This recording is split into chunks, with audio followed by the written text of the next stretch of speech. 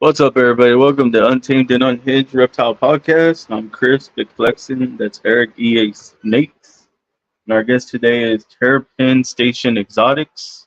His name's Brett, and we'll be bringing him out shortly. But right now, we got some announcements. You want to go ahead, Eric? Yeah. USARC is having a meeting tomorrow at 6:30 in West Mifflin, Pennsylvania. And they're also still looking for volunteers for the Pomona Reptile Show, 29th and the 30th. And then also USARC Florida is doing an auction. So if you want to volunteer or donate, that'd be dope. What are you talking about? You're still there, Mike. You're right there.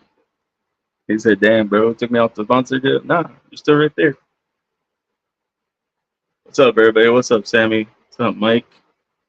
Nikki and Kurt and John from Arc Adventures. What's up, guys? But I do have I want to do some shout outs right now. Well, first of all, I want to thank, EA Snakes Eric, my boy, for always jumping on the podcast, being here, when I need him and everything. Appreciate you, big dog. My dog. David, the mad scientist, doing what he does behind the screens. Like, nobody knows the website he's setting up, hosting, talking to other people. He does a lot of stuff, and that's why I call him the mad scientist. He's always studying, working, doing books, but yeah, if he's watching, thank you, brother. Thank you for everything. Appreciate you for everything. And the sponsors, of course, are going along the bottom, the shout outs to all the sponsors right there. And of course, I'm wearing Cold Blood Cafe. Untamed 20, you get 20% off on checkout, and you get quality feeders. Amazing feeders, actually. My snakes are doing excellent, way excellent now. So, and other than that, I appreciate all the sponsors, everybody. We got so many sponsors. I'm actually working on a video so I can play in between if we hit 30-minute mark, I'm playing the sponsor, a little sponsor trailer. So I'm working on that. Just give me some time, guys. But on that, let's just go ahead and bring on Brett. You want to bring him out? No sound. I hear you. What up, Elias? What's up, Brett? What's going on, Brett? How we doing? We're doing Great. good. Go ahead. Good. I was going to say, go ahead and tell us about yourself, what you're working with, Yeah. My name is Brett Moore, Terrapin Station Exotics. I really only work with Diamondback Terrapins. Yeah. I don't know. I'm in Bloomington, Illinois. I have a bunch of turtles, and 7-8 years ago, I had 0 turtles. So it's been quite a ride over the past, 6, 7, 8 years. And yeah, it's looking to be a pretty awesome late, but pretty awesome season here. Got some exciting clutches happening. I have one girl. She's actually looking at me right now over here in the nest box. She's pacing around, ready to dig a nest. I'm hoping maybe she'll actually do it so we can witness that, but I don't know if that'll happen or not. So, yeah, but I have a lot of turtles. I want to see her lay if she does. Yeah, for sure. Mike says you have some of the best damn terrapins. God himself can't compete with you. What's up, Sammy? What's up, everybody? I appreciate that. So what makes a terrapin a terrapin? Well, Diamondback terrapins are actually the only turtle species in the world that lives exclusively in brackish water. So that's one of the unique things about them. They are native to the United States, Texas, all around the Gulf, around Florida, and up to about Massachusetts. There's 7 subspecies within the species of diamondback terrapins, and I don't have all of them. I have most of them, and I'm cool with that. I'm working on hybridizing some of them with some map turtles. I've gotten some eggs this year, so far none fertile, but still have plenty to go. So, but yeah, diamondback there's I don't know that there's another turtle species with so much diversity just within the species itself. Like I have just here at my facility, I have ornate diamondback terrapins. I have northern concentrics. I have mangrove blood terrapins. I have Mississippi's, and then I have like 7 different map turtle varieties. So, and then I have intergrades of just about all of them. And that's really where I guess I'm getting off topic of your question, but that's really what my passion is. Really, it's seeing what can be made, not just by taking this one and this one, they look different, and putting them together and see what happens, but identifying traits within an animal that I would like to see replicated, right? And then maybe pairing it with something that has similar things or maybe drastically different things, depending on what I'm trying to do. And then that can amplify, that trait in the offspring. And then you hatch them, raise them up, which unfortunately with turtles, it takes a long time.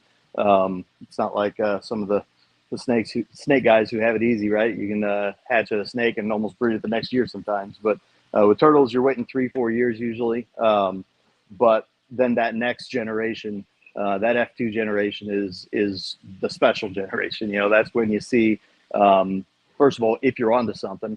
So if not going to go into all the things I'm trying to make with turtles, but specifically the markings on their crowns, on their heads.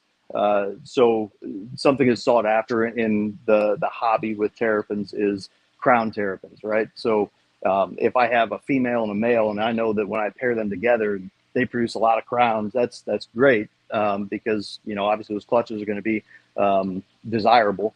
But if I can do that and introduce something new, like genetic morphs are almost unheard of with diamondback terrapins. Like I have a pair, an adult pair of albino, which that wasn't easy to get my hands on. It wasn't cheap either, but I have them. And the funny thing is this year, like my female, she hasn't been with the albino male at all this year. She's been with other ones that I want to make 100% hets because I'm looking at the next generation, making albinos with different markings. Because so far the albinos have really only been shown in ornates, which those have a very distinct look compared to a lot of the other terrapins.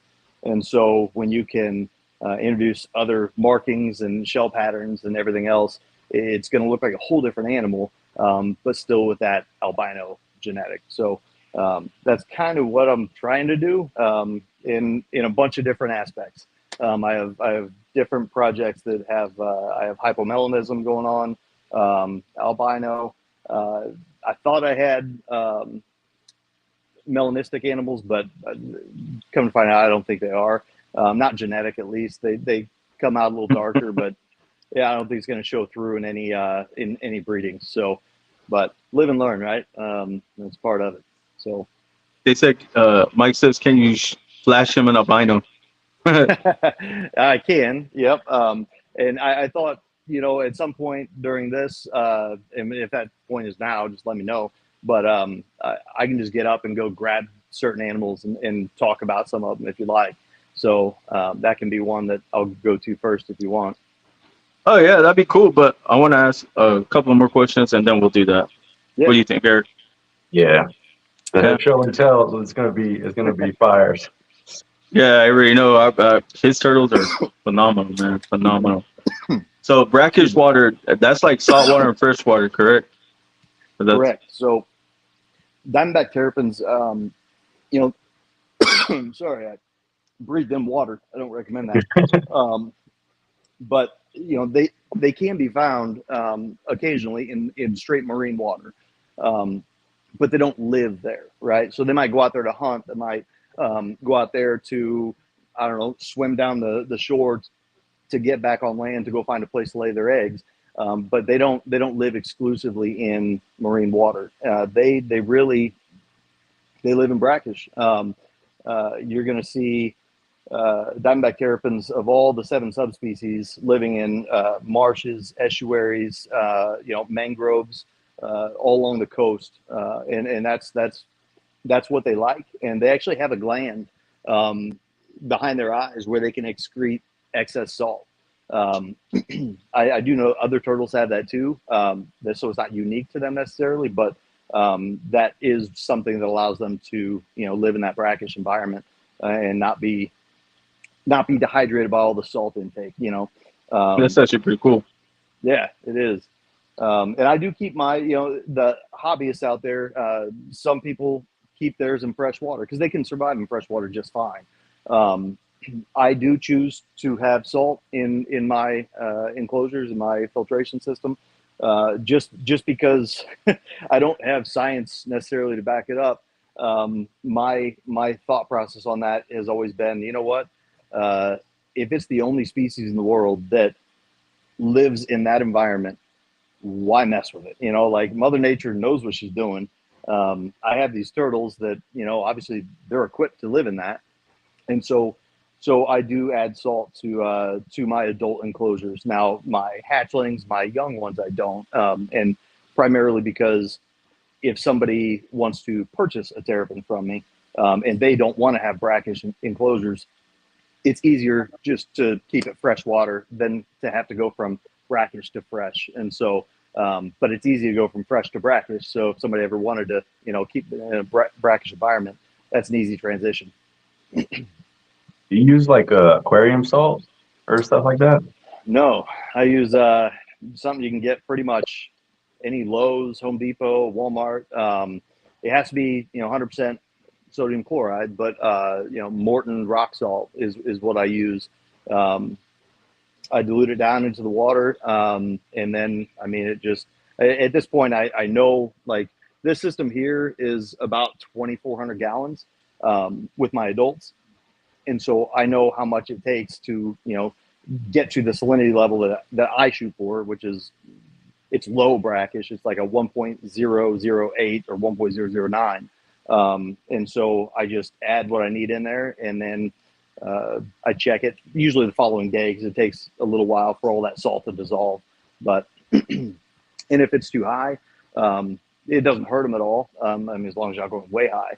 But if it is too high, which it has been before, I just do about a 200-gallon water change, and I just put fresh water in there, and it balances itself out. So, Gotcha. And they can live on land too, right? They couldn't live exclusively on land. I mean, could they? Maybe. Would it be a healthy and happy terrapin? Probably not, because they're built to swim. The hind legs on these terrapins are enormous. Like their rear flippers are like, they're huge, and they can swim very, very well. So if you ever saw somebody keeping a terrapin in, and I won't. What's up, Brian? I'm not gonna say any names, but there was a place I visited probably 7 years ago. It was a long way away from where I am now, in a very warm state, very warm place, and they had terrapins, and they had it in exactly like you described. They had them, like, probably, I don't know, 5 or 6 of them in an aquarium with no water except a water dish. And I emailed them multiple times over the next month or two until they got them the correct enclosure. I mean, and not to be a dick, but just, I'm sorry, I don't know if I can say dick on here, but I did, so it is what it is. I wasn't trying to, cause trouble for them, but I don't like seeing terrapins that aren't, taken care of. And, so yeah, they corrected it and it was all good. But Nah, I don't think you're being a dick. Honestly, I think you're just worried about the animals. Exactly. The And care for the animals, better care, proper care. I didn't put them on blast or anything. It was a direct message to them, and and they were more than accommodating. It took them a little while, but they were more than accommodating once they were able to get it done. So I was happy to see they did that. But What? Well, that's awesome. When they say we're like, oh yeah, we'll do that. Go in there and change yeah, it out or do whatever they needed to do. So my next question is like, what is the exact care for a terrapin? Like uh, the whole setup. Like what is all that in detail? well, there's a lot to it. And when I first started getting into these things, I didn't know what I know now, obviously, because we're all learning and all getting better at what we do every day. But there is a lot. I'd say first and foremost, having an enclosure that's an adequate size, right? So you don't want, these terrapins, they grow fast. I might sell somebody a baby that is that big, when they get it, but in a year's time, it could be close to full grown. Males especially, because they stay a lot smaller than the females. Um, but if somebody has a 20 or 40 gallon breeder, and there's that's great for a baby, but really in a few months they're going to outgrow that. And so knowing that up front, having an enclosure that's big enough, like all my adults, they have at least 100-gallon Rubbermaid tubs that they live in. And I have small groups in each one, and I do that for a couple reasons. One, so I can selectively breed, so I can choose what females go with what males. There's a lot of breeders who they'll get like a 500-gallon pond, which is awesome. There's something very, very cool about seeing a big pond with a bunch of animals living in there together, as long as they're well taken care of, and that's very neat. But when you're trying to replicate traits and actually dive deeper into the genetics of the animals, that makes it very difficult. And so I have everything in 100-gallon tubs, and everything's on. Really I have 4 systems in my facility. So I have my adult bracket system, which is all filtered by one large system I built a little over 2 years ago, like 2.5 years ago. And then I have my freshwater system where my map turtles live. And I just have female map turtles. I don't have any male map turtles because I don't want the males, fertilizing the females. I want the male terrapins doing that. But I have to keep that system separate because the map turtles can't tolerate the salt. And so they're over there. I have my hatchling aquariums, which are in the back. And then I have 4 individually filtered, either quarantine or grow out tubs. So those all have FX6 filters on them, which, they're okay. They're kind of a pain in the butt. If you've ever used canister filters for fish or reptiles or anything, I mean, they're just a pain in the butt. Those are the blue ball FX6s? Yeah. Gotcha. Yep. And they do a good job. They do, but there's nothing worse than lugging a heavy ass, filter to the sink in the back and it stinks and it's gross. I bet you they get clogged quick, right? Yes and no. So every FX6 has I don't know what they call it, but it's like a discharge like valve on it, right? So you can open that up and it'll actually just kick out water. So it's great for water changes. But once or twice a week, I'll open that up and actually just kind of shake the FX6 a little bit and agitate it. And it's amazing the stuff that comes out of that. I have clear tubing going out of it so I can see it. And so if I do that once or twice a week, I only have to clean these probably every 6 or 8 weeks, as far as the filter itself. Now I do water changes about every 2 weeks on these 4. They're the only FX6s I have in here, though. Everything else is filtered by bigger filters. But yeah, so I guess filtration, you touched on that without even trying to, but as far as the care for terrapins, you have to have good filtration. Unfortunately, like a lot of turtles, but terrapins especially, they are pretty susceptible to fungal infections. They're susceptible to shell infections, which are usually fungal as well. and so almost always the cause for those is going to be water that's not properly cared for. And so if you can have good filtration, that's going to at least take care of most of it. And then your lighting, you got to have adequate lighting. I have on every adult tub, maps and terrapins, I have VivTech products, LED UVB bulb, and then I have a 50-watt halogen bulb too. And that's just so they can bask. I mean, in the wild, you'll see terrapins. Really, the only time they're on land is when they're basking or going to lay eggs. Right? They spend most of their time in the water. But this time of year, especially, you walk in here, you open the door to my facility, and you just hear about 20 splashes. It's just going like crazy because all of them are like, oh shit, he's here, and they're all just jumping in the water, So That's cool. Yeah, it is kind of cool. Sometimes they make a mess, but it's all right. So yeah, good size enclosure, good filtration, proper lighting. Diet's pretty easy. I was about to ask that too, and how big they get. Yeah. So for what I feed my terrapins, I feed them my adults. I'll go there first. I feed them Missouri aquatic turtle diet mixed with the small crocodilian pellets.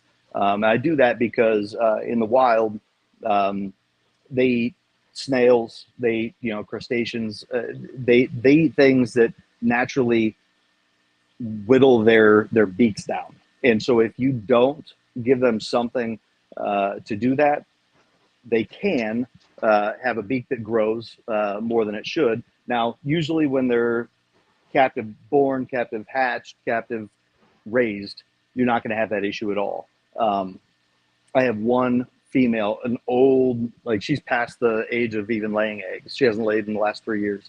But she was given to me because the previous owner couldn't take care of her, and but she was originally taken from the wild, from a state where it was legal. But I have crushed coral in the bottom of their enclosures, so she chews on that.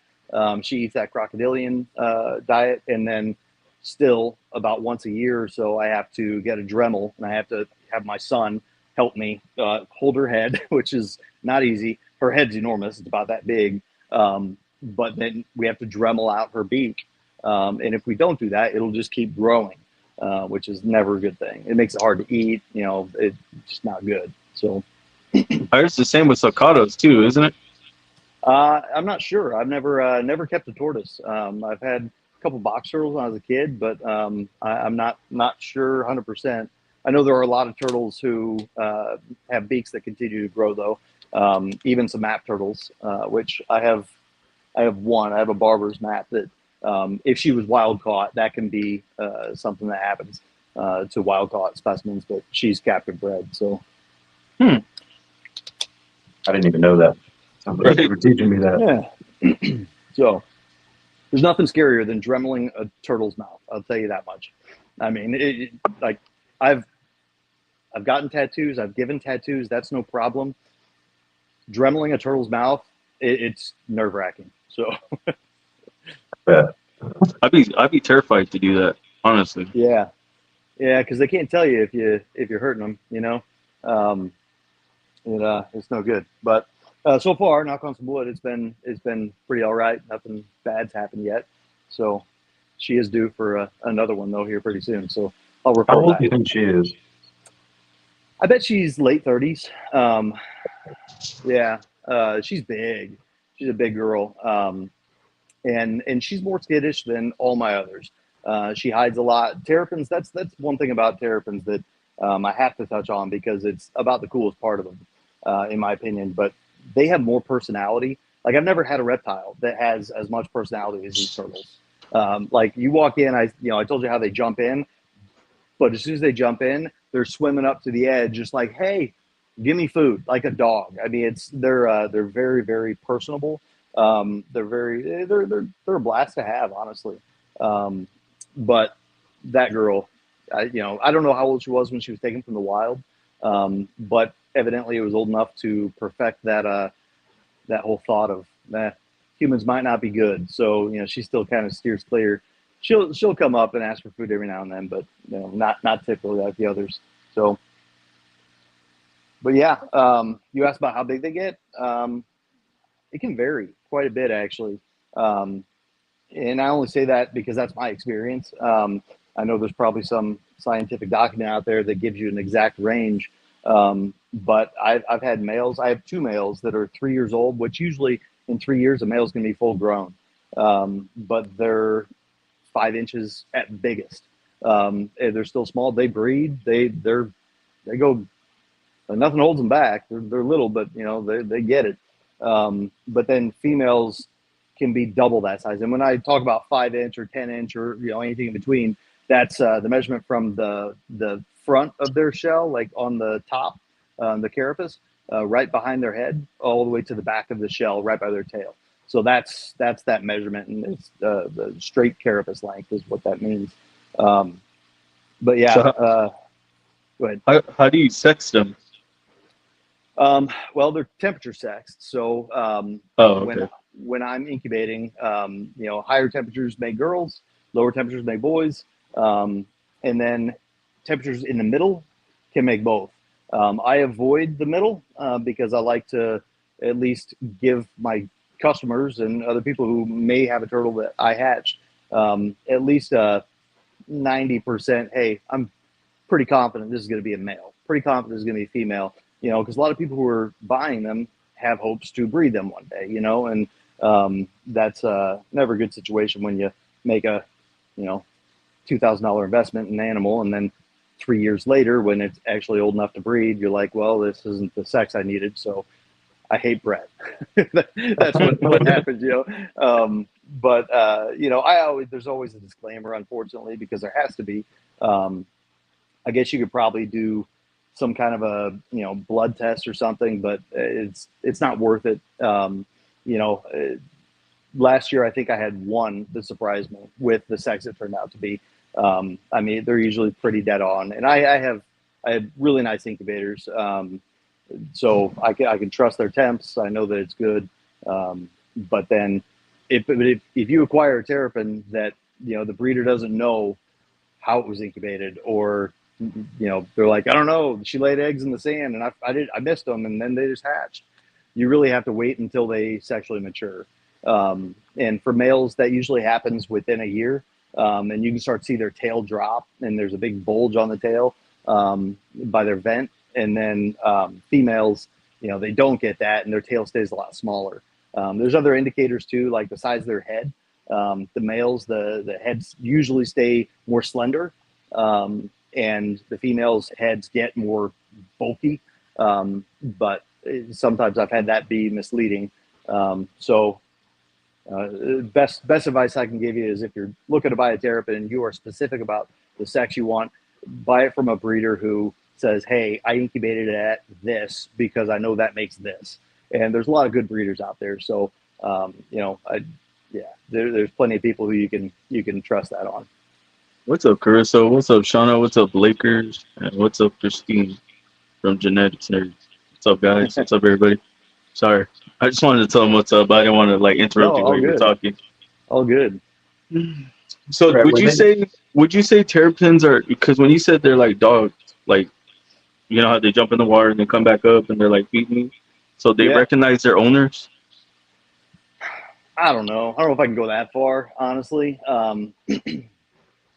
Because my son's 17, right, and he'll come down here sometimes with me, and they'll swim up and beg him for food too.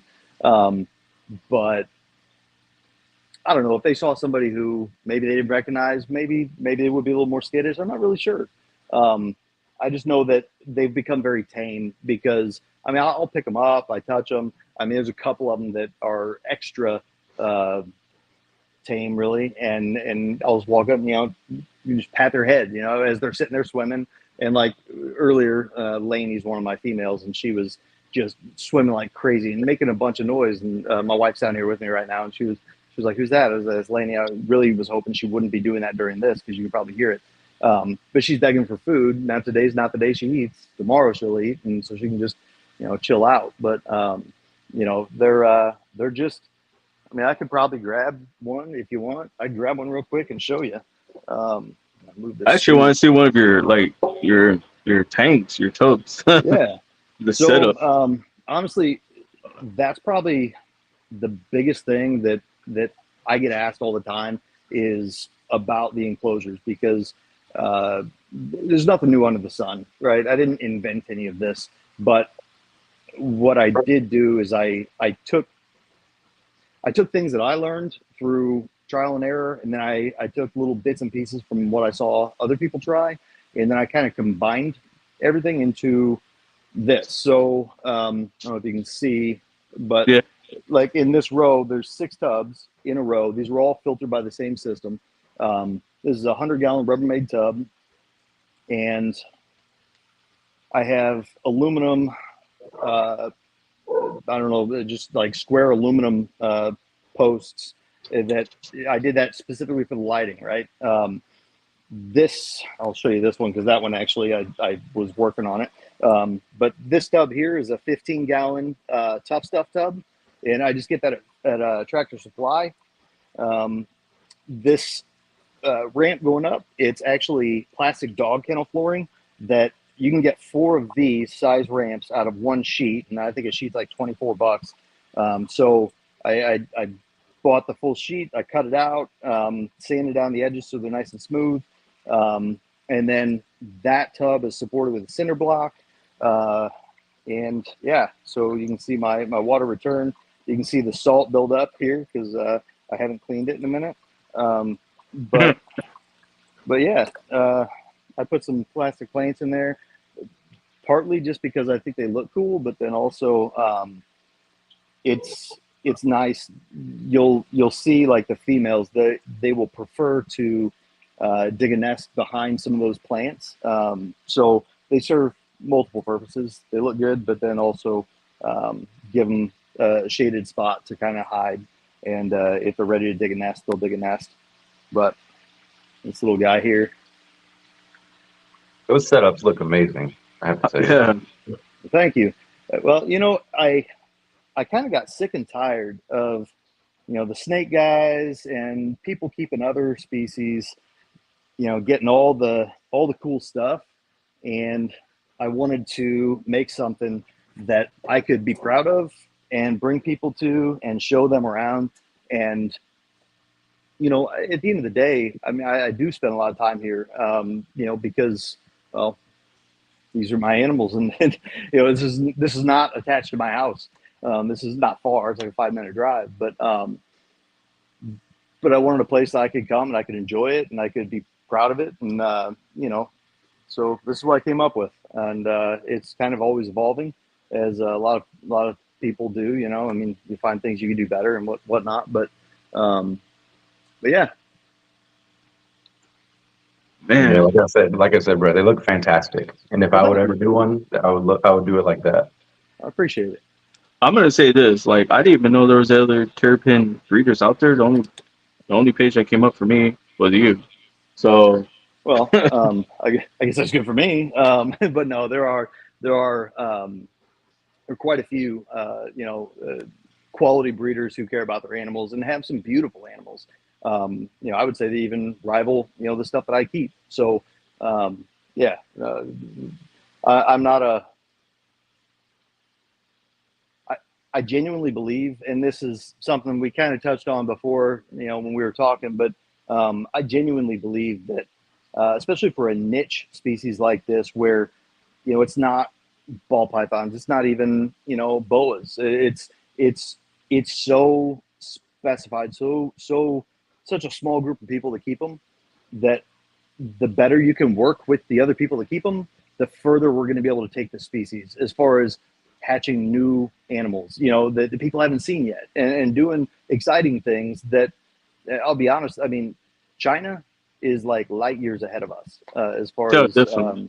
I don't know how they did it. I don't know, but I'd say probably 10, 15 years ago, some smart Chinese guy was like, we need to spend all our money on terrapins. And that's what they did. And now they're hatching stuff that we we're getting there. Like this year specifically, there's been some beautiful Terrapins hatched by some breeders who I know, and honestly, I think that some of them rival some of the animals hatched in China. But China does that on a much larger scale than we do right now, and so the better we can work together as the American breeders. I mean, hell, these things are native to America. Let's do them right. And take care of our stuff and represent them. But yeah, the more we can work together without the petty drama and BS, which is hard to do for a lot of people, but the better we can do that, I mean, that's what's going to take Diamondback Terrapins is in captivity to a new level that we haven't seen yet. I don't know if that'll ever happen because, like I said, it's very hard for a lot of people to do that, but that's what I believe. And you get a lot of like negative feedback. Not so much anymore. And it is such a small world. If I was a ball python breeder, right, and I'm not trying to pick on ball python breeders.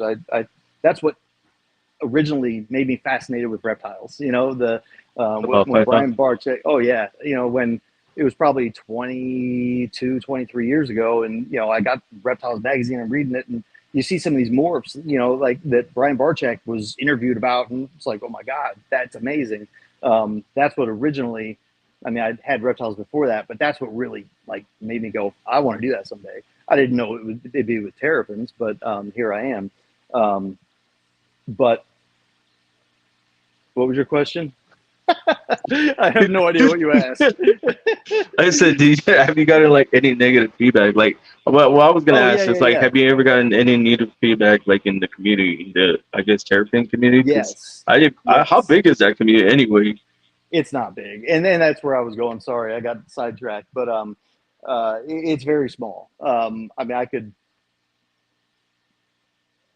I'm not as active in it as I used to be. I for a while I was very active, and that's been over 3 years since I was in it, commenting on all the posts and doing my part to raise awareness for the species, whatever.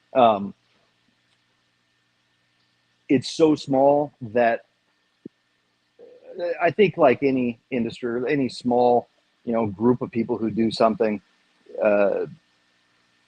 jealousy is something that creeps in, and it takes people in directions they probably didn't want to go, but it goes there, and then things get ugly, and things are said, and it's a very small community, and I have respect for a lot of people in it. I have none for others in it, and that's life, right? But yeah, I've for the past about 3 years I've just let it go. People want to talk some smack, go for it. I don't care. I do what I do, and I have customers who keep coming back to me year after year. That's what's important to me. The people who appreciate the animals and also don't subscribe to all the pettiness of really social media in general. And I know this will be on social media, so whatever. But yeah, I don't hate social media, but it definitely it can be great and it can be the opposite of great. But and that's what we're trying to do here, change all of that with this podcast channel. Actually, we're trying to spread positivity and just get y'all to be up there. Like I tell him all the time, I just want to bring people on. I just want them to showcase their animals, talk about their animals, see their passion, see that burn, because there aren't let me say, how do I say this? There aren't just only adults watching this. There's kids also watching this, because when you pull out a turtle, they'll be like, oh dude, that thing is awesome, Mm-hmm. So that's what it's all about, and that's what's going to get the younger generation interested in what we're doing. And it's not I'm trying to think of a polite way to say this without saying things that you might have to edit or something. We don't edit, so. Well, there's also kids watching, like you said. So Yeah. No, but to be like Eric, like we were talking about, right? Brian Barczyk. I think Chris, you may have stepped out of the room. We were talking about Brian, and he did such an amazing job of just staying positive all the time in every video. And I didn't watch all his videos, but the ones I did, that was what you take away. This guy loves reptiles, and he wants you to love reptiles, or at least appreciate them. And that's freaking beautiful when somebody can do that and not let the negativity and all that BS creep in and get in the way, because somebody out there has to show how cool they are. I mean, because that's why, you guys keep what you keep. That's why I keep what I keep, because we fell in love with them. And, if we can show that, just a little part of it, to whoever, then, that's good. And we're only helping the hobby, in my opinion. So. And that's why I'm grateful kids too. Like you're teaching a bunch to a person who's kept reptiles most of their life. You know what I mean? So I'm super appreciative just to learn from you. Yeah, man. Yeah, and I'm always learning too. I mean, some of those other breeders I mentioned, I mean, I talk to them not all the time, but once a week, maybe every other week. If something comes up I haven't encountered yet, I'll call them. Hey, you ever had this happen? Like nobody knows it all. And believe me, I've been surprised about every breeding season I've had by something. This year, I have eggs in the incubator, but they started coming like really, really being laid almost a full month behind when they started last year. And I have no explanation. I'm in the same facility. Nothing's changed. Like, if anything, it was warmer in here than it was last year this time. So I really can't explain it. But I have other friends in the hobby who, they've had fertility issues this year. And I've had some fertility issues as well. I wouldn't say not as bad as some of the stuff I've heard, but just having other people to bounce stuff off of, learn from each other. That's what it's about. I actually I want to say a little something real quick, because going back to you were talking about Brian Barczyk. Getting all that. He got a lot of blowback though, even though like a lot of negativity. But even though like he had all that, he still pushed positivity. And I get that, because like there is some negative stuff out there. I do get some negative comments and whatever, but and I tell Eric and Eric's like, dude, let's just keep pushing, doing what we're doing, because whatever what we're doing is working. You know what? And I think what you'll find, and this is just my opinion, right? But I think what you'll find is those people who aren't about that positivity, they're going to go away. And the people who are about it, or who maybe don't even know they're about it, but things like this, like what you're talking about, it's refreshing. And it's like, you might not even know that you were missing it until you experience it. And so you keep doing what you're doing, and people will hear it, and it'll catch on.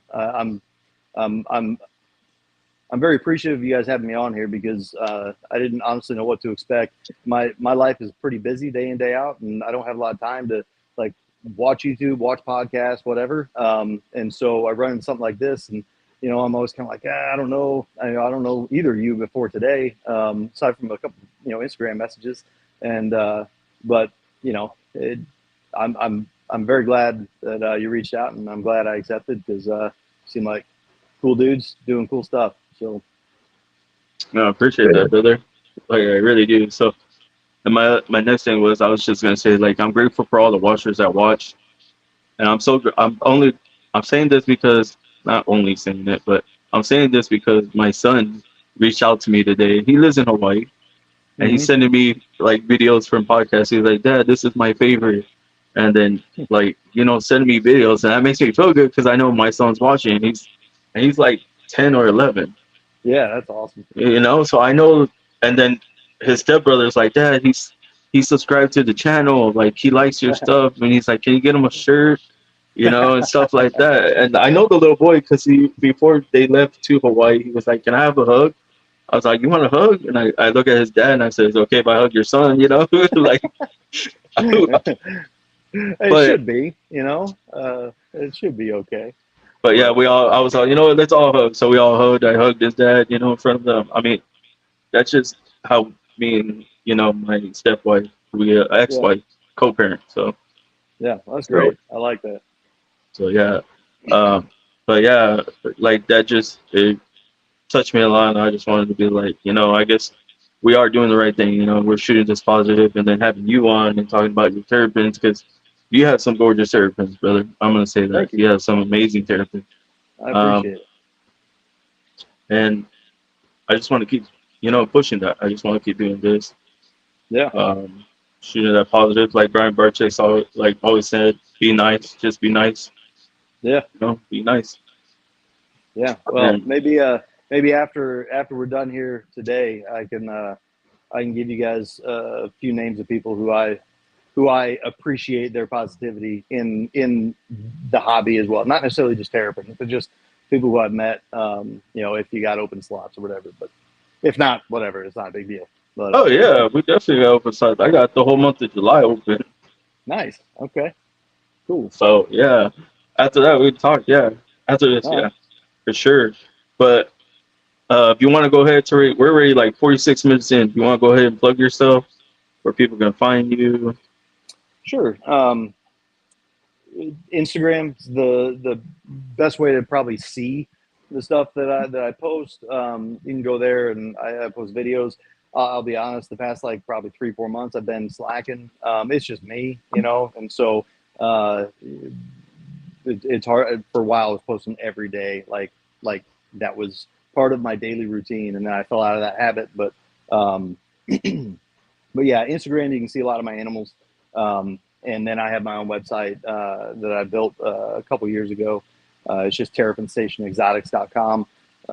So you can go there when there are animals available. That's where you can buy them. I'm on Morph Market. I have a TikTok account, and I usually just post the same things I post to Instagram. So whatever. I Who has time for all of it? But yeah, I'm places. Just Terrapin Station Exotics. You'll find something. And do you have like merch or shirts or anything? Not currently. I have I have some for myself. I see that. Yeah. They're usually my undershirts every day when I go to work. And then down here it's hot as balls, so it's like 83 degrees in here, and so I usually shed any other layer I have, and I'm wearing this. But I have thought about printing some more shirts, but not quite yet. Cool. Cool. So That's dope though, because I was trying to get Eric here his first reptile shirt. what? You don't have a reptile shirt? No, I have a lot. I'm saying from Chris. Oh, I got you. Okay. Well, I'll see what I can do. If I can get some printed here in the next, pretty quickly, I'll see what I can do to hook you guys up. Hell yeah. I'm That'd trying be to get dope. some of those dope flexing and finesse and reptile shirts. I got him. I got him one, but I'll send you one too, Brett. All right, I appreciate it. Yeah, if you want to go ahead and start showing us some of your turtles. Yeah, so I think the easiest way for me to do this, because some of them are bigger, it'll be for me to bring them to you rather than Okay. me carry the camera around. So I'm gonna go this way. I'll be right back. I like your setup, dude. I wonder, like, look at that black light back there. Yeah, his setup is amazing. Bro, it's crazy. Look at this. The tubs is so nice. It looks crisp. It's clean. Another well-organized person. So this girl is Lainey. She is a northern white concentric, and so she's, captive hatch, but she is the northern subspecies from. They're located from like Massachusetts down to Virginia-ish. They kind of blend in with the Carolina subspecies, so it's hard to tell a difference sometimes. But you can see, her markings on her shell, how they have all those concentric rings. That's where the concentric, part of the name comes from, and that's not a part of the scientific name at all. That's just the descriptive, term that these markings have been called. And She has very white skin compared to a lot, so Yeah. she's pretty. She's one of the Yes. very tame ones, but she will bite you if you're not careful because she's always trying to eat. So, whoop, can you hear me? Yeah. Okay. Yes.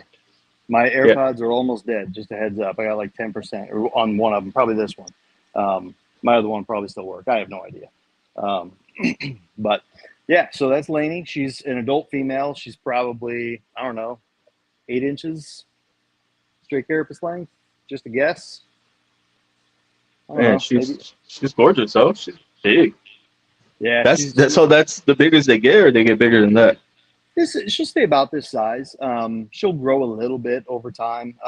Every year the females shed their scutes on their shell, and so as they start to grow, when the weather warms up, the water temperature climbs, then they'll start eating more, and then all of a sudden you'll start to see these like growth lines in between their scutes on their shell, and then the older scutes just kind of pop off when they're ready, and then so that naturally causes them to grow a little bit, but she's not going to get a whole lot bigger than this. Yeah, Yeah, her she's markings are gorgeous. gorgeous. All right, let me grab another one. Hang on. Bro, that's crazy. I like the black markings against like the lighter skin color. That looks pretty Look, cool. I think like so he had I don't know, he posted some ones on his Instagram and they were like grayish color looking. Like a grayish terrapin with white black dots. I mean, I don't know, it was just amazing. But if that's what it looks like when it gets older, I want one.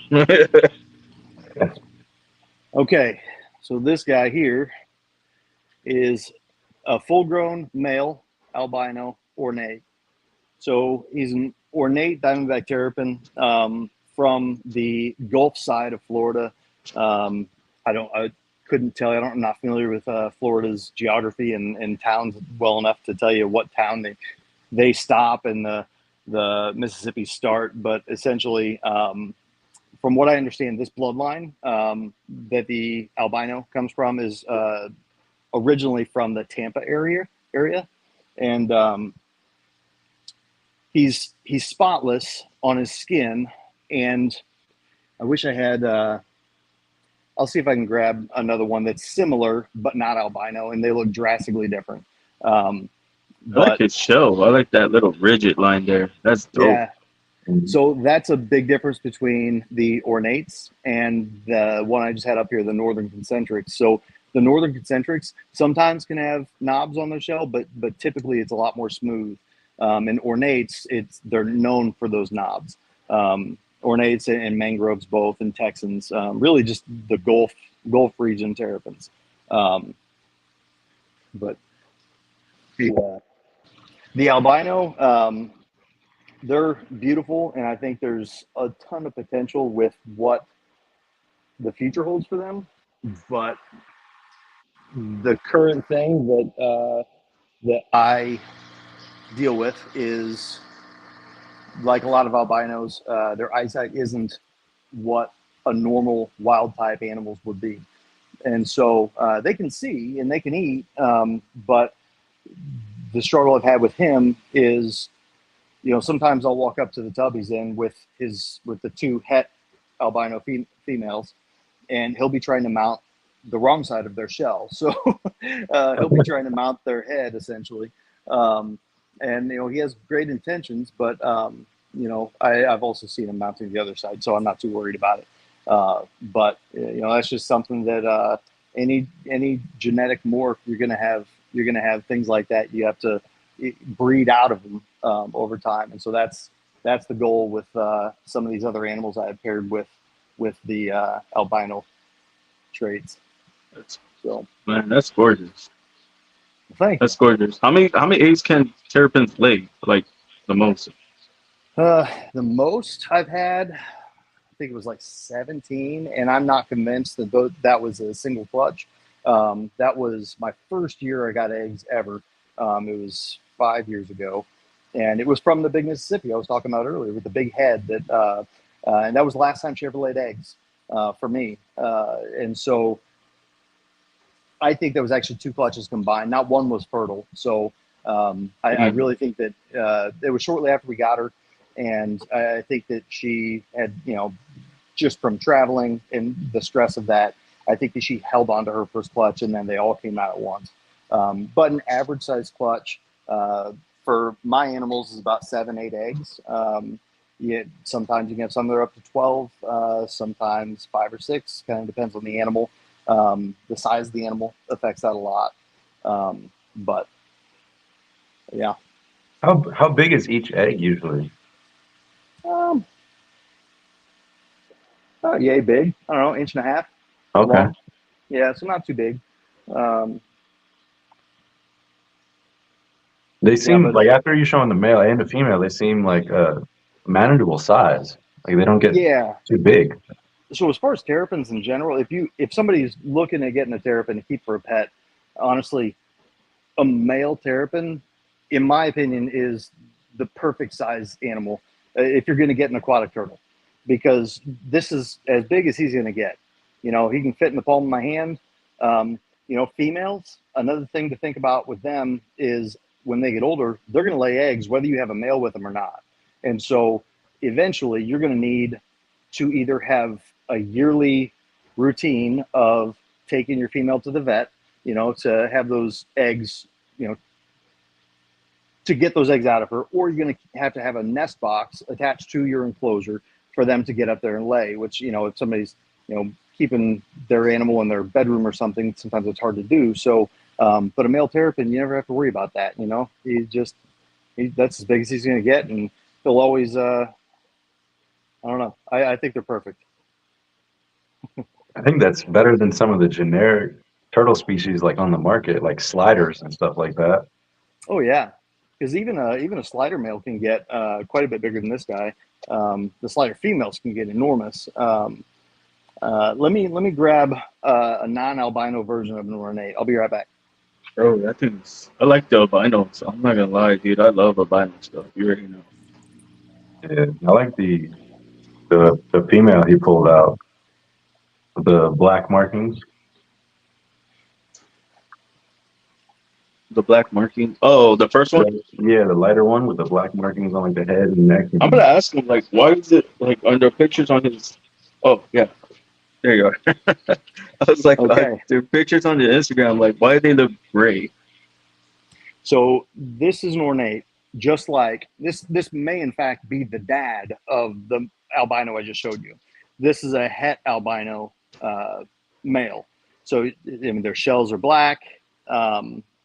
Their skin is, ornates can have all kinds of different color skin. They can have blue, purple, pink, white. They can have spots. They can have no spots. There's a lot of variation, which I mentioned earlier. Which is awesome. Yeah, you can do a ton with them. And you mentioned the gray turtles. I'll show you that in a second.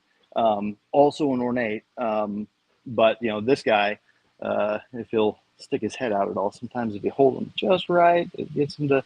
There he goes. That's cool. He has a pretty white head. But so same bloodline as that albino, but he's probably, I don't know, 4 or 5 years older, and he's with different females to make different things. But because the numbers and how they work out, I wanted the albino male with het females, so half their clutches would be albino, and then the other half would be 100% het. And so this guy being a het, he's with some that are a whole different bloodline. So I don't advertise those offspring as het at all, even though they are possible het. It's more for the look that they have. So, all right, I'll grab a gray one. I'll be right back. It's cute. Yeah, those would be perfect for a little pond or something. Bro, I don't understand. Like, so why did they make them illegal in Florida again? I have no idea. Really, I think the reason they made them illegal in Florida is primarily, well, I don't know. There's probably multiple factors. Number one being some ruined it for everybody. You know, you had poachers out there. You know, when you can sell an animal that you can collect from the wild for thousands of dollars, you're going to have people who don't care about the species, who don't care about following the law, who don't care about doing the right thing at all, and they're just going to go out there and catch it and sell it, and hopefully they get in trouble, and you know, that ruins that in the end, but in turn for everybody else. So rather than just going, okay, we're going to be more strict on poachers, they said, screw it. Nobody in Florida is allowed to own terrapins unless you had them previously and applied for a permit. That's what they did. Honestly, I think that's the wrong approach. You're not encouraging appreciation of the species. In fact, you're gonna have a whole lot of people in Florida who don't even know what terrapins are anymore. You know, because you can't even have them. And primarily the reptile hobbyists, the ones who would know what terrapins were in the first place. You know, who might have an appreciation for those animals, and then to know that, hey, those are native here. You know, somebody who is in the hobby and who can appreciate the animals, they can. You know, I've never seen a terrapin in the wild. It kills me. I've been to Florida. I've been to Texas. I've looked and looked, and not for, I was traveling for business, you know, with my other job, but you know, I so desperately want to see a terrapin in the wild just to see it, you know, because I think it'd be so cool. But you know, I don't know, man. I hope someday they'll take another look at that and make some adjustments to it. But as of right now, I don't see that happening, unfortunately. But So this, I don't know if you know Yoshi from uh, what is he from? Monitor or something? Modern Reptiles. Sorry, that's what it was. I don't Modern think I do. Reptiles. He has another podcast too, but he Okay. also owns a Terrapin. So Yoshi Okay. was trying to do, but they live in Florida, so he has two, I think two or one Well, Terrapin, and and they're not allowed to have more than that. So yeah, so that's the thing. So even before they made it like not possible to own a terrapin going forward, even then, you could only own two. And so that was the thing. Unfortunately, there's a lot of people in Florida who love terrapins. I know people who have moved out of Florida because they passed that law, you know, and um, I respect that, but not everybody can do that. So unfortunately, what ends up happening is you have all these terrapins that, you know, people don't have anymore. Um, but this guy is ornate, same subspecies that I just showed you guys. He has gray skin. He has big spots. He actually has a black diamond on the top of his head.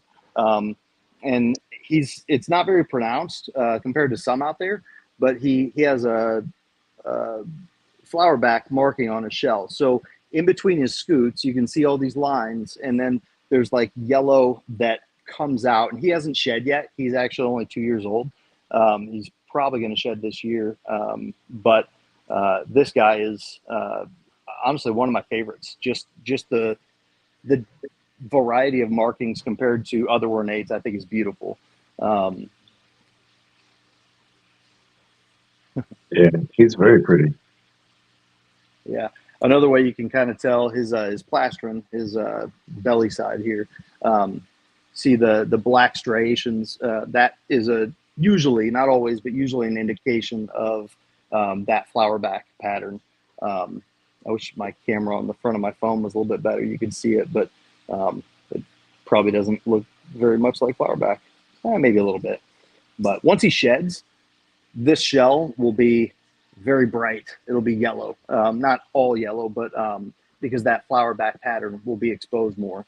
And that happens as ornates and mangroves. Any subspecies that naturally has flower back, that's what happens as they grow. and that's So exactly what I'm trying to figure out, Mike. Like, why they not like why are they illegal? I don't understand. They're turtles. Are they producing rapidly or they're not endangered. They are protected. They're not endangered down there. Um, you know, I think the main reason that they are illegal is because some people gave everybody else a bad taste in their mouth about it, right? So you had people who were going out and taking hundreds of terrapins from the wild, and it became such an issue. The turtle trade is actually a pretty big deal, and not in a good way. It's they're easy to catch. I mean, not necessarily. Like if you have a boat and a net, and I mean, you'd need that stuff to catch a diamondback terrapin. But say box turtles, right? They're not going to outrun you.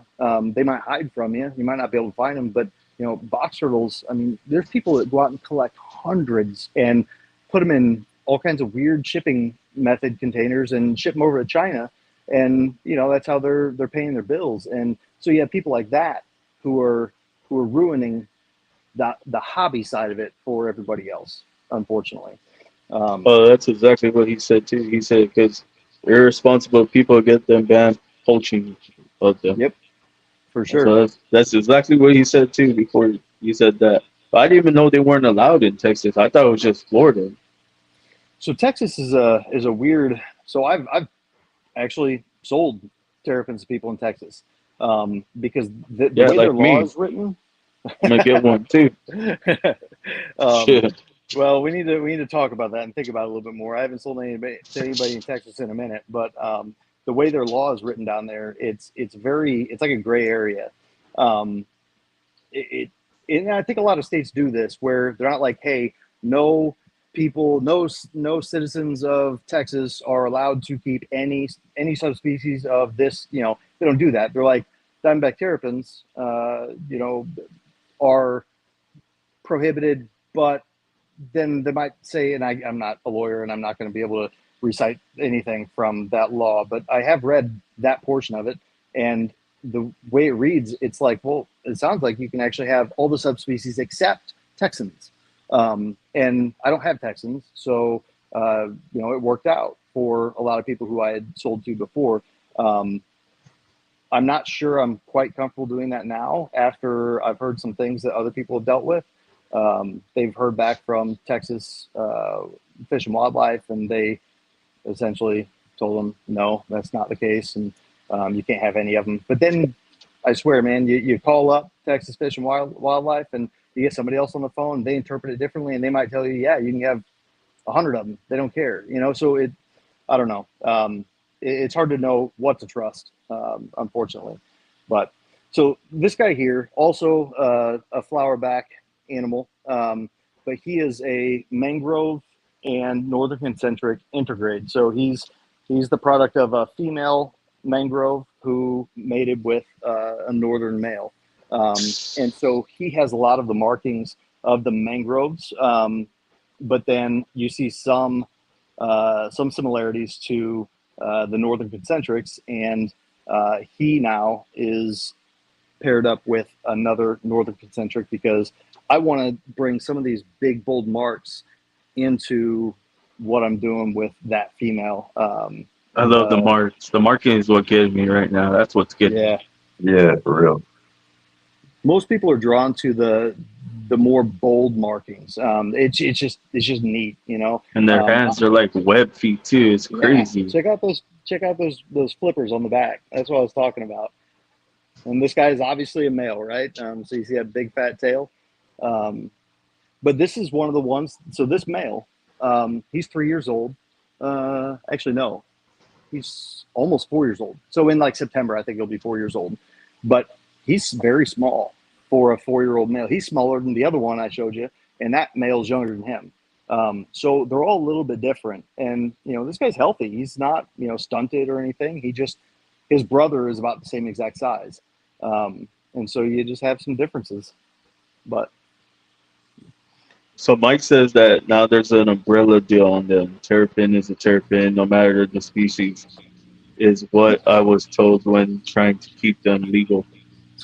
and see, that's what I've heard more recently too, and that's what makes me a little hesitant to sell to anybody in Texas. I have to, and I have no idea if I sold to somebody in Texas. I don't know if somebody's gonna show up at my door and be like, what are you doing? Take me to jail. I don't think so. But what I know could happen is that animal could be seized at the airport or somewhere, and it could end up bad for the person who wants to have that animal, who paid money for that animal. And I really just want no part of that, you know. I mean, it's not good for the animals. It's not good.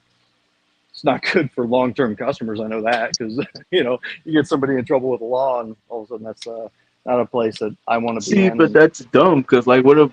Okay, I mean, I'm just talking here, but it's dumb. But like, what if like we want to buy one because they're awesome. But it's crazy too because he says that, but here at the expo shows they're selling them. in Texas, Yeah, oh well.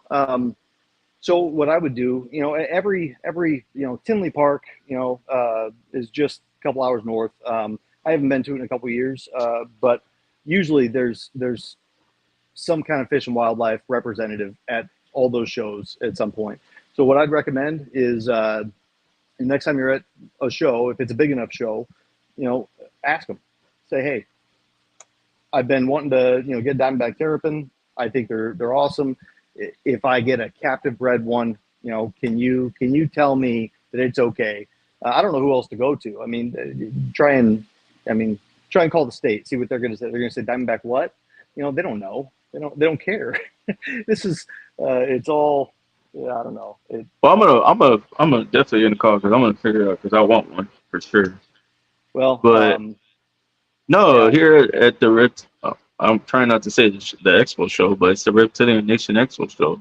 There's a yeah, guy there that I went last year. He had terrapins, okay. and I Well, I thought mean, I thought it was just another like tortoise or something. I didn't like I wasn't into it then because right, I didn't know anything about it like I do now. You know? yeah. Well, maybe you know, pick his brain first and see if he might know something that we don't. And if he does, I mean, because that's the thing. I know if I go to Tinley Park and I set up a booth and I'm trying to sell terrapins and I have turtles under 4 inches, you know, there's a Sorry. federal law that you know prohibits anybody from selling in a brick and mortar store turtles under 4 inches. Um, Most states don't enforce that. Florida doesn't enforce that. Missouri doesn't enforce that. I've been to plenty of reptile shows where you can buy turtles that big and nobody cares. But Illinois, for whatever reason, I think it's because Illinois just really loves to stick it to everybody and make money off of everything they can. Mainly because they don't have any money. But sorry, and Illinois is a wonderful state. Um, but you know, you just have to know. Maybe that guy knows something that we don't. Maybe he knows that yes, that's the law, but they don't enforce it. Maybe, and I'm not saying that makes it right, um, but sometimes you have to just ask multiple people and figure out what's going on really. Because I know people have had their houses raided, and Fish and Wildlife shows up to count how many terrapins you have. It was somebody I knew in Florida, you know, and I've never heard of that happening in Texas. I've never heard of it happening really anywhere but Florida. So could it happen? Sure, it could happen anywhere because those people they have a lot of jurisdiction. But I don't know. I always err on the side of caution, and I'd never want to get you in trouble by selling you a terrapin. So if you can learn something that is pretty clear and it shows that we're good to go, man. Yeah, we'll get you a turtle for sure. But another way around that could be a hybrid, right? So if I get some fertile hybrid map terrapin eggs, which I don't have any here to show you, obviously, because I haven't ever hatched them.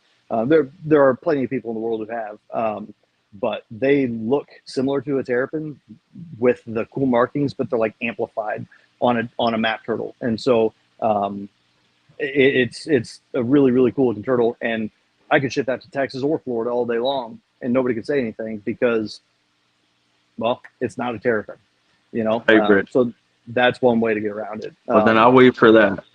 All right, that'd be a safe route to go. Right, Sure. I'm gonna be safe.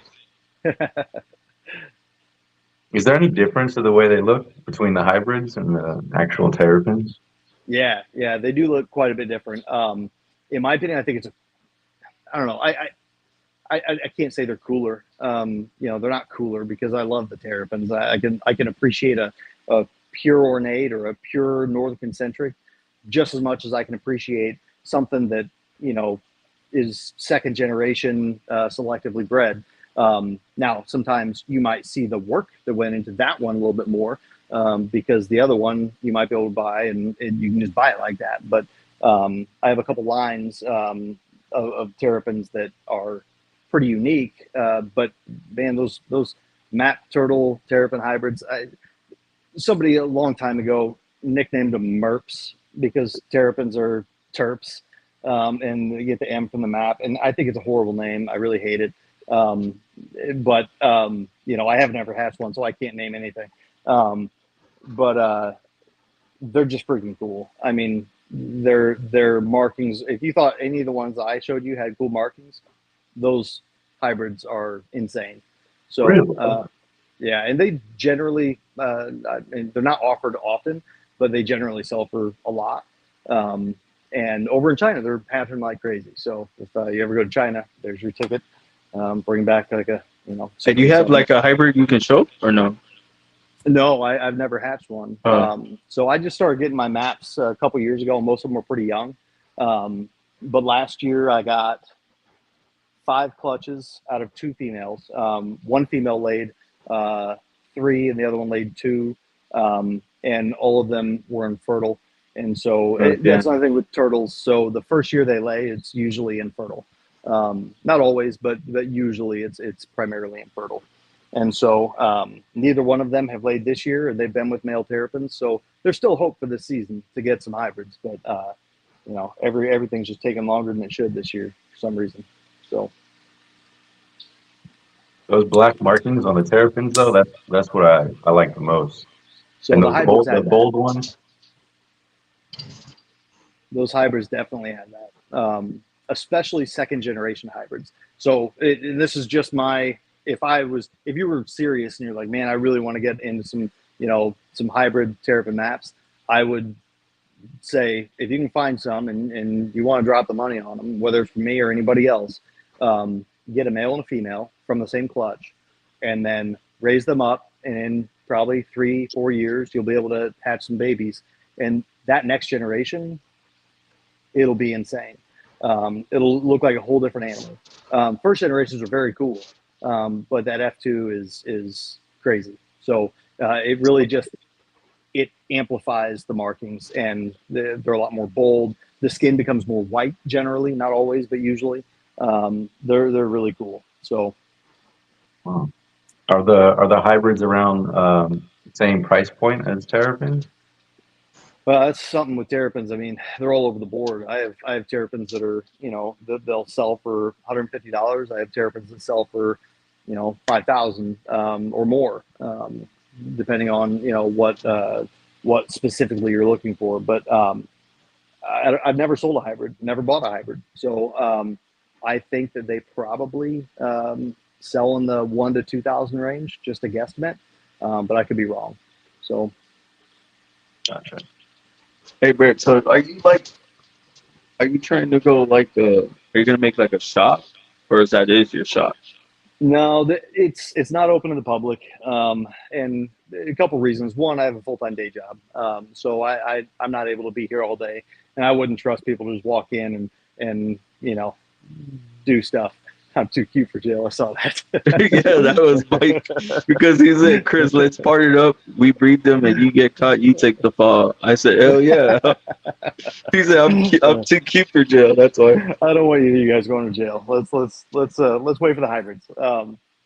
But no, one, I'm not able to be here every day. During business hours when people want to come. But then 2, it's such a specialized market. People who are like, hey, I want a really expensive Terrapin. I live in Bloomington, Illinois. Bloomington, Illinois is, it's not a small town, but it's not a huge city. And so you might have a handful of people in Bloomington, Illinois area who would be like, I really want to go see those Terrapins. Even if I charged at the door, I wouldn't make any money. So, but no, this is just a breeding facility. And, but I'm like, really? You wouldn't make any money, like, even if you just got them, like, let kids come in and feed them? maybe, I don't know. I think it'd be risking more than I'd be willing to risk. Because some kid drops a Jolly Rancher in there or something, right? And then Terrapin eats it and goes all crazy because I don't know. I'm just making up ideas, but Nah, I see what you're saying. Yeah, yeah, it's not like they're behind glass. You know what I mean? So I mean, or a kid walks in and the turtle bites its finger, and then I have to, that's nothing I ever want to deal with. So I let friends and family come here, but that's about it. yeah. But that's because you know them and Right. you're comfortable with them, so that's fine. And I Which charge all I'm the of them. same way too. Like people will be asking me, like they'll hit me up. So randomly, somebody hit me up.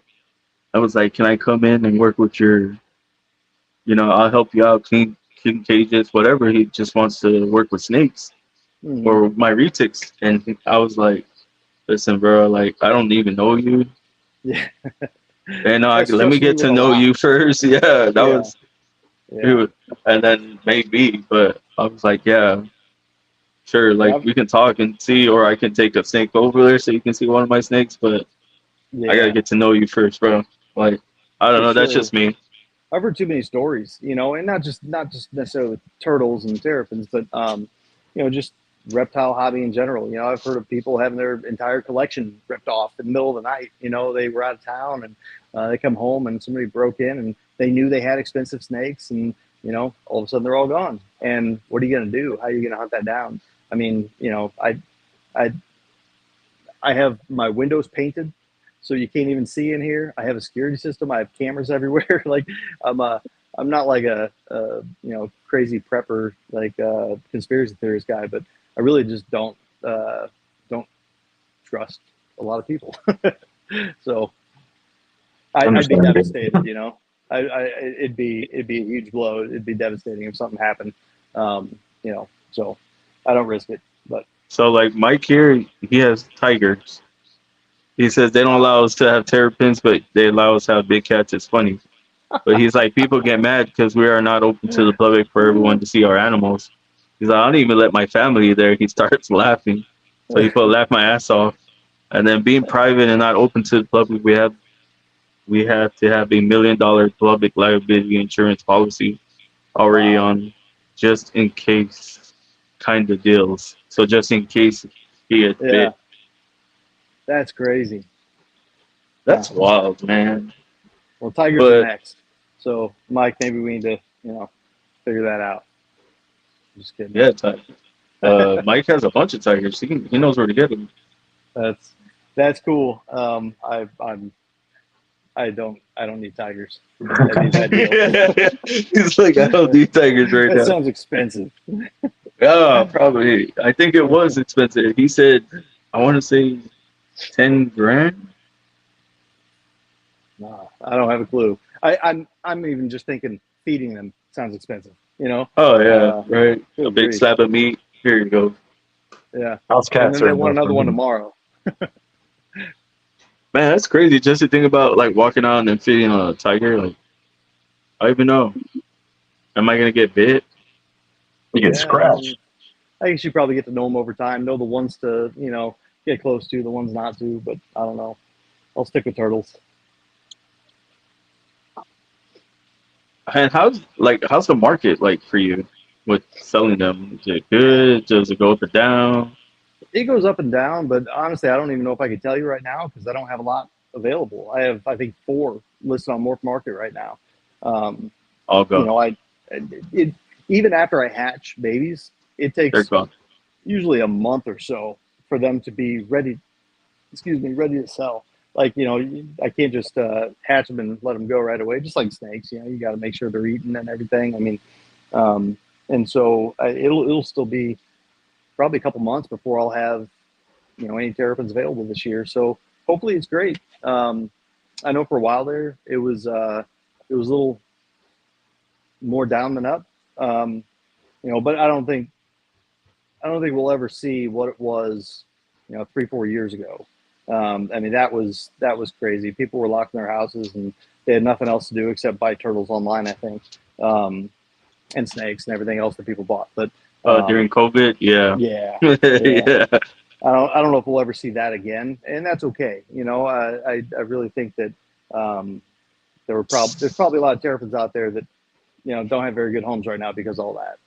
And that's me being a pessimist, I guess. But at the same time, though, yeah, I don't know. The more things like this that happen, people see them, they think they're cool, they want to check them out. That's what's gonna steadily make the market grow, not just for terrapins, but for reptiles in general. So keep doing stuff like this, and I think it'll all be all right. And that girl's not going to lay her eggs. I've been watching her this whole time. She's just. I was about to ask you. No, I'm watching her. I don't think. I mean, she will probably in the next 24 hours, but I just don't think she's ready yet. But I don't know. I'm going to leave her in that tonight, and I'll come back in the morning and check in on her and dig the whole thing up and see if she laid. And if she did, great. If not, she'll go back in her tub, and we'll try it again tomorrow night. But what are some of the signs that they're about to lay? Well, I palpate my females every couple few days, Tim? probably.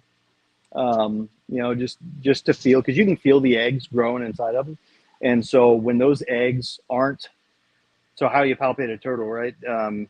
You hold them with their carapace facing you, or this is how I do it, at least. I'm sure there's probably other ways. But you can gently slide your fingers up in front of their hind legs, and you can feel those eggs starting to develop up high. But then the closer they get to laying them, those eggs will move down, mostly because those eggs grow in size, but then also they're getting more in position to be laid. And so you can feel it. And, after doing it for, a while, you just kind of get a feel for the animal. And, but then also they start to act kind of crazy. So, I'm sure it's not an enjoyable or pleasant, process laying eggs. So the females, they'll be swimming almost frantically at the side of the tub, like if they could say, "Get me out of here." I imagine that's kind of what they're saying, because they want to go lay their eggs. And so they do that a lot. And some animals will stop eating right before they lay. But this girl, she gives mixed signals. So I never know exactly when she's going to lay. She laid one egg the other day, and she still has more in her. So I'm just giving her all the opportunities I can to dig a nest and get them out. And if we have to, if this goes on for too long, I always have, as I mentioned earlier, oxytocin handy. So, mainly to protect the female, because if they hold on to those eggs, it'll kill them eventually. So, or their body will just expel the eggs eventually too. But usually that's not a pleasant situation. Those eggs will never be good. I had that happen last year with a female, and it was actually kind of scary. But Is your nest or your lay area, excuse me, is it like sand or any special substrate? so yeah, it's just sand. I got it at Lowe's. It's called it's Quick Creek brand. It's called medium sand. It's just a more refined sand than play sand. So play sand, I used to use play sand, and it works just fine. But it has almost small pebbles in it, and I don't know. This stuff's like very fine, And so I went with this stuff. The only thing I don't care for this stuff on that note is it's more white in color, and so are the eggs, and so they don't stand out to you as much as they do in the play sand.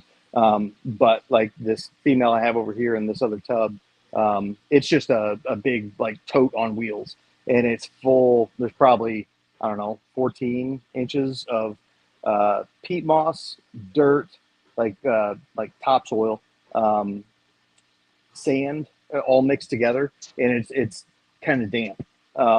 But that mixture, it doesn't pack really well, and so that's good. It's easier to dig in. So if a female ever is having trouble digging a nest, or maybe she's dug, because sometimes they'll dig test holes before they actually lay their eggs, and so sometimes that can be exhausting.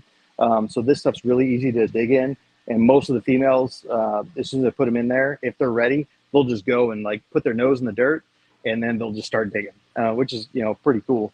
But most of them lay in the sand, and they do just fine. Those girls are just high maintenance. So So I got a couple of questions. I don't know how many Yep. Eric has, but I'm gonna go ahead and ask. How many you got, Eric? Well, I got my one that I always ask everybody, and then I got another one for Brett. Well, I'm gonna It's a ask very this one. So important one. I'm gonna get a little Not really. personal here, man. So what separates you from everyone else, Brett? Ugh, I don't know. Dang, I I don't know, always ask man. that question. I don't know. I don't know. Maybe just the fact that I don't think I'm. I don't think I have any like super unique ideas Probably or a anything. I think it's more. I haven't given up. Um, as you guys probably know from being in the reptile hobby, a lot of people, get in there and they're like, "Oh, I'm going to get this and this," and maybe they do get this and this, but then a year later, that they're person doesn't gone. even. Yeah, they're gone. Um, and this is something I talk about with some of my other breeder friends. Just how the name of the game with turtles, at least, I'm sure it is with snakes too. It's just stay in the course. Stick to your projects, see them through, and as long as you make good decisions with the animals you are pairing together and your husbandry and everything, like you're gonna have something cool on the other end of that. And there's times when it sucks, and it you may not want to keep doing it because it's frustrating, it's expensive, it's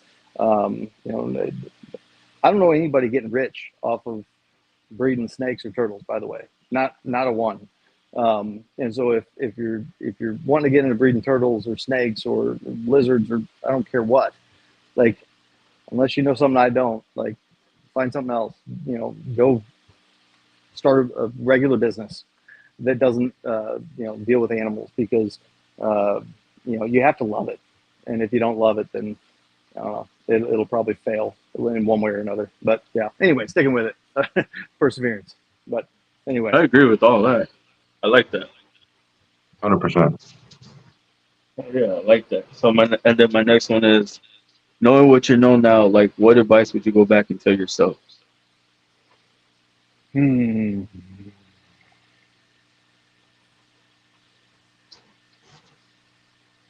Buy cryptocurrency in 2008, something like that. I don't know. I have no idea, man. I'm talking Maybe about just like with yeah, it was working with the reptile. Terrapin. um, shoot, I don't know. Don't go into business with your best friend.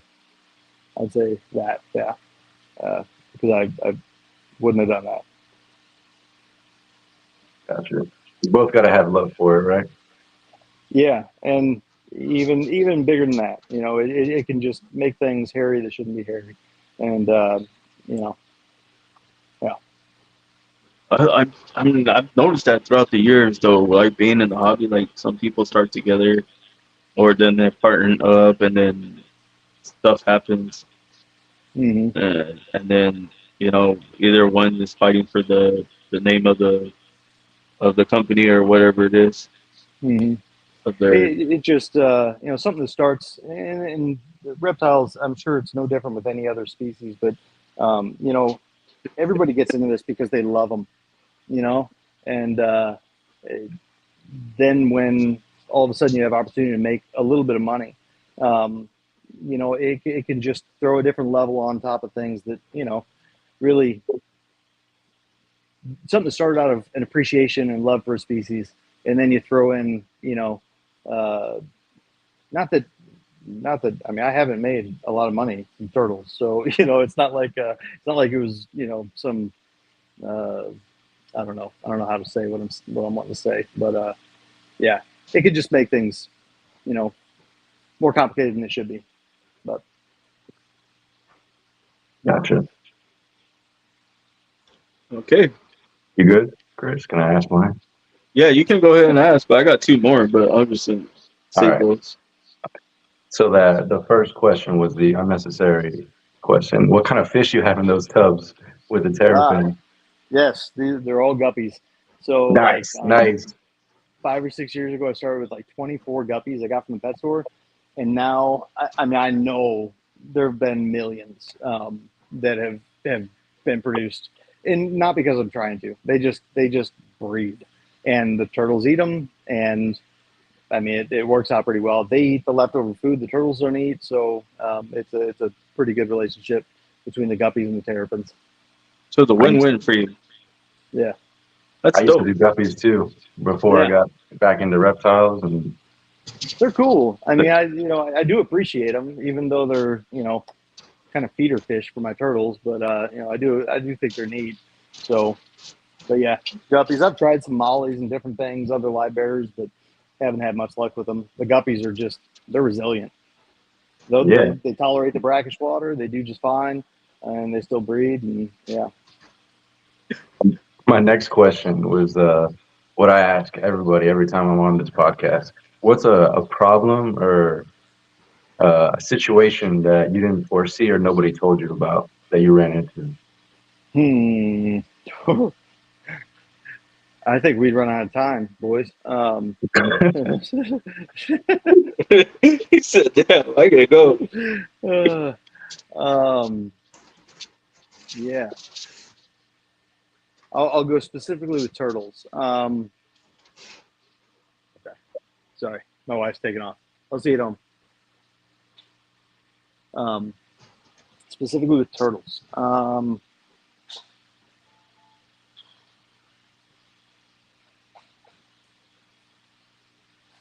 Man, I don't know. I'm actually drawing a blank. It There's doesn't have to plenty be of with there's turtles. It could oh, be about anything, building related, just whatever comes to your mind. okay. I'll go this. This is kind of an easy one, stupid one, but definitely applicable. So it's fine. I got it. Um, so when I started keeping terrapins, I didn't even think about how much humidity I was going to be adding to the air by keeping turtles. So that's something you will if you're like, man, I want to get turtles, I want to have a bunch of turtles, I want to do this. Get ready, and don't go buy the dehumidifiers at Lowe's and Home Depot because they'll last you maybe a year at best, and they cost you a couple $100. And I ended up buying a rather expensive, but like industrial grade dehumidifier a couple years ago, and it's been running nonstop. Actually, it's been running nonstop for 2.5 years. Like I've turned it off a couple times just to do maintenance on it, but I mean it's the best thing ever. So yeah, if you're wanting turtles, aquatic turtles, be prepared because you will have mold if you don't have the proper things to alleviate that. So Gotcha. And you got a large amount of water, so it makes sense. yeah, yeah. Sorry, man. I'm hearing. I don't know. It's something out, but I feel all my stinks are in these goats. But I don't know why I'm hearing noises like a snake So is you're seeing slithering around. ghosts? No, I hear something over here behind this side. Oh, Something moving, but I'm looking around, but everything's closed, so I don't know. see, that's the nice thing Um, about turtles. If one gets out, they're not going to be up anywhere. They're going to be on the floor. They're pretty easy to find. well, they're ball pythons, so they just go hide somewhere where it's hot. Yeah, Like that. So since it's a garage and it's already like, well, I painted it and did everything, so it's cool in here right now. I want to say it's probably like an 80, 81, especially right now because it's like 90 something outside. yeah, So when it's like if it's 90, I just drop it a little lower because it gets too hot in here sometimes. yeah. And then it takes more to just cool it down from that 90. I hear you. I lowered my temps the other day just a little bit because, But well, I have eggs incubated now and I can't have them all incubating at 85, 86. So, yeah. Okay, so uh, Mike has a question. He says, "There's a really question for Brett. What is the most influential thing you want to do for the Terrapin hobby?" hmm. Most influential, probably, I'd say producing new stuff, new lines, not necessarily stuff that hasn't been done before, but maybe hasn't been done in America before, through working with other breeders. Yeah, and I think that's the key there is working with the other breeders. Like I have a good buddy, Thomas, at Diamondback Terrapin Island. He actually was from Florida. He's not there anymore, but he breeds terrapins. And, he has a great project he started years ago, like 5-6 years ago now. And they're called Akoyas. And now, second and third generations are called Akoyas. But they all started from an intergrade pairing of Northern Concentric and an Ornate. And so, that's an example of a guy who saw the potential, stuck with it, and then 6 years later, he has animals that, sell them for thousands and thousands of dollars because he saw the potential and he didn't give up on it, So I think that's key to having success, but there's only so many breeders out there breeding terrapins, and so being able to work with people and develop those relationships, I think that would be the most influential thing. All There's right. a lot of words, but I got my last two questions, and we out of here. all right. All right, let's get them. First one is, what did you think of the podcast? The podcast, I love it, man. Honestly, I didn't know what to expect. I have not watched it before. Not gonna lie to you guys. Like I said, I don't watch podcast. I don't watch really anything unless I'm sitting, at home watching a show with my wife or something. But so I didn't know what to expect. I've been on a few with different folks, and they were all great. But I really I get the vibe what you guys are trying to do. Kind of positivity and bring people together, and I think we need that in the hobby. So I love it. Appreciate that, brother. Yeah. We always get different feedback, and I like that one too. That was nice. We always get something different, and I love it because at least people see our vision, like what we're trying to do for the community and the hobby. We're like I go and I do a ladies' night as well, so I get different ladies from I different. see what you're doing. Yeah, and I bring them all together. Yeah, and then the same thing, like I'll reach out, like I'll go to like the farthest of the farthest and just start bringing them in. Like they could have like 100 followers. I don't care. Yeah, I'm asking you want to be on a podcast. I'm trying to get you out there. I'm trying to get expose them. Exposure is what they need. Yeah. No, I love it. That's good. So my last question is, if you could change one thing in the hobby / industry, what would it be and why? The overbearing, restricting Diamondback Terrapin laws.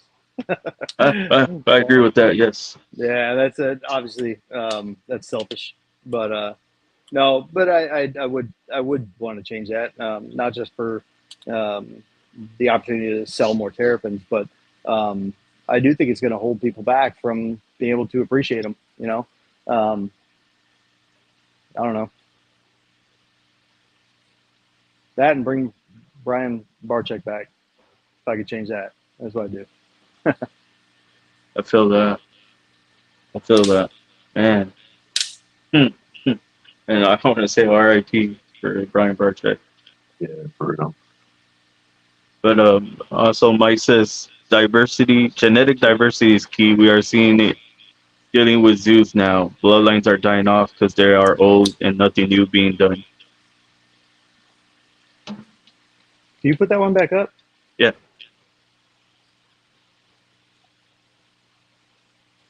Yeah, it makes sense. It makes sense. He made Chris blush with that reply. Shut up, Mike. And our last and final thing is just say a positive message for everybody watching. And then when you're done, we get on out of here. Yeah. Well, thanks a lot for having me on. If you stuck with this hour and 45-minute long podcast, thank you. That's impressive. And if you have any questions about terrapins, hit me up. If I don't respond right away, it's not you, it's me. I'm busy, but I love to talk about terrapins with people. So yeah, just ask me questions. You can do it through my website, through Instagram, Morph Market, wherever you want. So Yeah. You got anything else, Eric, before we get on? Yeah, I want to shout out all the fathers, single mothers, uh, everybody holding it down because yesterday was Father's Day, and yeah, you know, it's a lot of great people with kids. Um, Me being an aspiring father, I can only envy those type of people. So I want to wish everyone happy Father's Day, even the moms out there. Keep holding it down.